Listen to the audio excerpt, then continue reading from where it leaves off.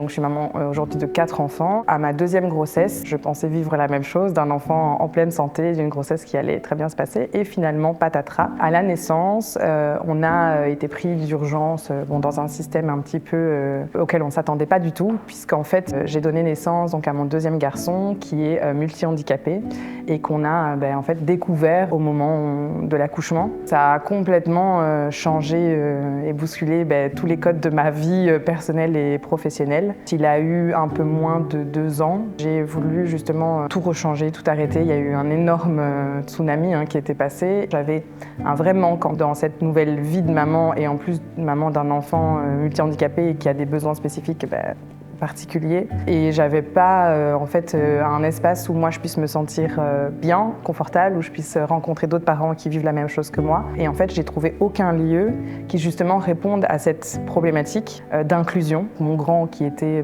lui en pleine santé, j'ai eu une autre petite qui allait aussi très bien et puis Aiden au milieu qui a ses besoins spécifiques liés à son handicap et qui puisse en fait à la fois répondre aux besoins d'Aiden et en même temps inclure mes enfants qui eux sont en pleine santé. Et comme je ne trouvais pas cette réponse à ce besoin que j'avais dans ma famille, j'ai décidé à ce moment-là de créer le premier centre de loisirs inclusif. Il a ouvert il y a 5 ans à Uccle. Alors c'est un trajet qui est quand même assez long de créer son projet, d'avoir une idée et de la concrétiser. Quand j'ai eu cette idée-là, j'avais jamais été entrepreneur, je savais même pas comment est-ce qu'on faisait pour ouvrir même une association ou une entreprise. J'ai googlé en fait justement comment ouvrir son projet à Bruxelles ou en Belgique. Et là, en fait, je suis tombée sur une liste de services d'accompagnement. Donc, il y a eu Hub Bruxelles, le Crédal, qui est aussi de l'accompagnement sur l'entrepreneuriat féminin. Et puis, j'ai été accompagnée par un guichet d'économie locale à Dansart.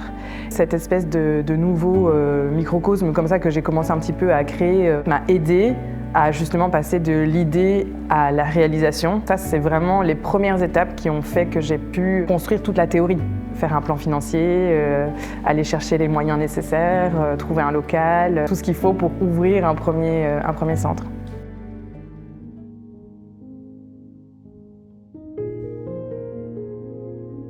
Il y a effectivement beaucoup de problématiques aujourd'hui dans le monde du handicap. C'est un monde qui est souvent à part. C'est très difficile d'avoir justement cette liaison, ces ponts entre le monde, on va dire plutôt ordinaire, et le monde du handicap ou le monde spécialisé. En fait, il y a plein d'aspects sur lesquels c'est compliqué. Le moment où on apprend par exemple une maladie ou un diagnostic chez un enfant, qui a été notre cas en fait, à la naissance, on ne savait pas le nom de la maladie, mais on a vu tout de suite différentes atteintes. On est tout de suite confronté en fait aux problématiques. Donc la crèche, l'accueil, qui est capable de prendre en charge notre enfant, de répondre à ses besoins, de l'aider à grandir, à évoluer, à apprendre. En fait, déjà, toutes ces premières problématiques créent déjà une sorte de...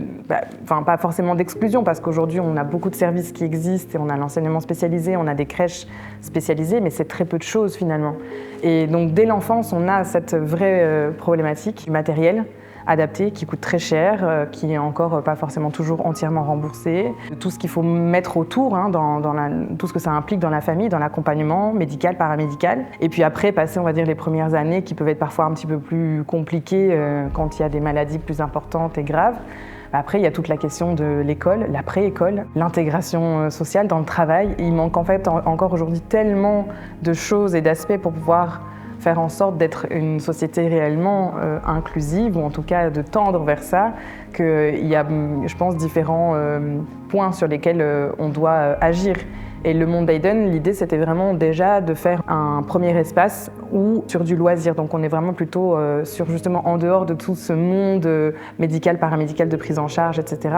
De vraiment se dire qu'on peut offrir aux familles un endroit où enfin elles peuvent se retrouver, être bien, jouer avec leurs enfants, profiter d'un moment avec des amis.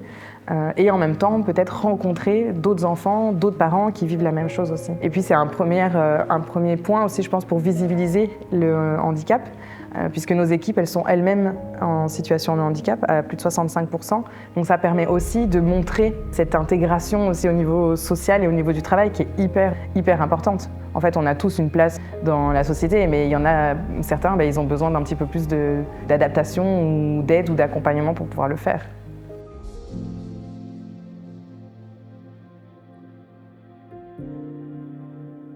Les mères endossent de manière, on va dire déjà un petit peu plus générale, la maternité, la parentalité, c'est déjà quelque chose qui est un gros changement et qui fait déjà une inégalité souvent dans le couple parental, clairement, mais d'autant plus quand on parle de handicap. C'est vrai que très souvent, la mère, déjà on devient un parent aidant, hein, donc c'est un parent qui va prendre en charge son enfant, qui va l'aider, l'accompagner, on disait, tout ce qui va être médical, paramédical, les rééducations, les suivis chez le médecin, tout ça c'est énorme et c'est vrai que c'est en plus d'une gestion purement planning, agenda, temps passé, il y a aussi tout le côté affect, et c'est hyper compliqué pour un parent déjà de vivre une situation et d'apprendre que son enfant a une maladie ou un handicap. Et aujourd'hui, il y a un manque dans justement cet accompagnement du diagnostic et cet accompagnement ensuite de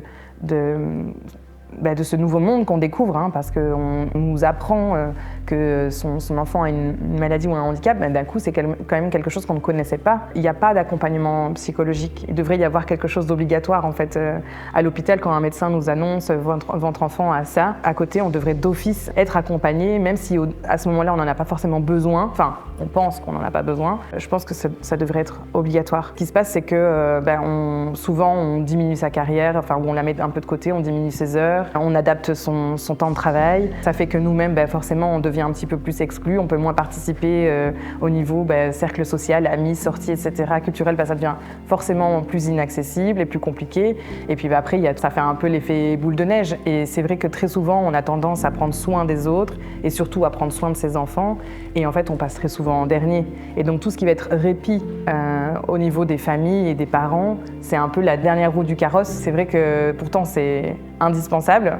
Et en même temps, c'est quelque chose qui est encore très compliqué à mettre en place. Aujourd'hui, en plus, ce genre de service existe peu, pas toujours très soutenu, manque de moyens, manque aussi de temps. Voilà. Moi, je pense qu'aujourd'hui, en tout cas moi, en ayant vécu ça, je l'ai transformé autrement, plutôt que de rester justement dans cet isolement et d'être, on va dire, séparé de ce monde. J'ai voulu aller au-devant et créer quelque chose pour permettre de recréer ce lien et de ne pas me sentir seule et de répondre en même temps aux besoins de ma famille.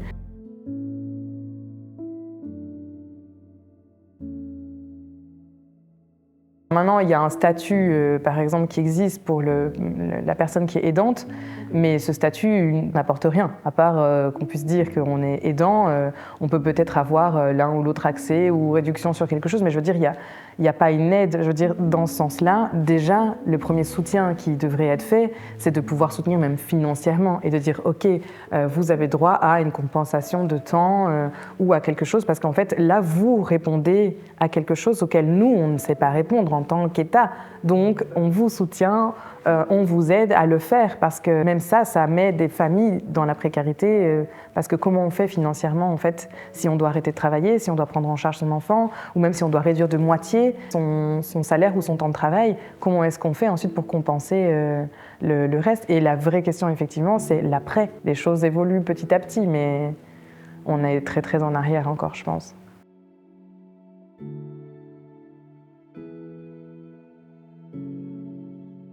Par rapport à la reconnaissance du handicap et poser une étiquette, si je résume un peu la question, on va poser une étiquette sur un individu qui va le classer forcément dans un certain trajet. Peut-être en termes de réflexion, moi je pense que c'est nécessaire, qu'il faut avoir cette reconnaissance. C'est nécessaire parce que ça effectivement donne droit à par exemple des allocations familiales majorées ou à certains accès qui sont nécessaires, à des remboursements un petit peu plus importants sur certaines prises en charge médicales, paramédicales, etc. Donc ça, je pense que c'est vraiment nécessaire. Après, ce serait peut-être bien de le revoir. Ça fait des années que ça n'a pas bougé, ne serait-ce que par exemple le pictogramme qui définit une personne en situation de handicap. C'est un pictogramme PMR que tout le monde connaît, un carré bleu avec une personne en chaise roulante dessinée en blanc. Est-ce qu'aujourd'hui ça représente réellement les personnes qui sont en situation de handicap? Non. Les personnes en chaise roulante, c'est un tout petit pourcentage des personnes qui sont en situation de handicap moteur, qui déjà n'est qu'un petit pourcentage des personnes en situation de handicap. Et donc finalement, est-ce que quand on a cette reconnaissance, est-ce qu'on s'identifie et est-ce qu'on se reconnaît dans ce pictogramme ou cette seule visibilisation quand même, je ne suis pas sûre. Et rien que peut-être, ne serait-ce que de changer ça, il peut y avoir par exemple 4 formes de handicap. Il y a les pictogrammes qui existent déjà, pour la surdité, la cécité, le handicap moteur, les maladies mentales par exemple. Ça peut être 4 pictogrammes sur un panneau. Par exemple, petite anecdote, je me gare sur une place handicapée, j'ai une carte de stationnement handicapé pour mon fils. Je sors avec mon fils, on est devant un supermarché, on va faire nos courses. Un cycliste arrive, me regarde déjà très bizarrement et vient me dire « c'est une place handicapée, madame ». Alors, c'est très bien puisqu'il a l'air de défendre quelque chose et tant mieux qu'il y ait des personnes aussi qui le font parce qu'on connaît aussi la problématique pour se garer sur des emplacements prévus à cet effet, mais parce qu'on a cette image, malheureusement encore beaucoup, de place PMR égale personne en chaise roulante.